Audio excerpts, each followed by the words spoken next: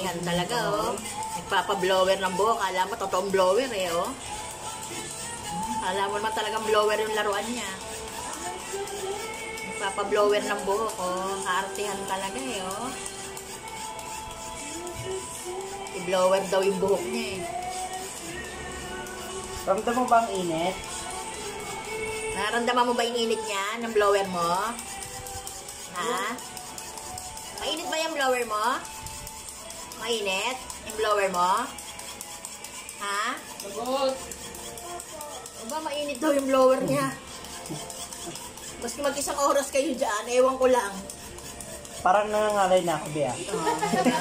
Maski mag-isang oras kayo dyan sa blower na yan, ewan ko lang talaga kung umilit yan. Parang kunting misay na ako dito kakablower sa'yo.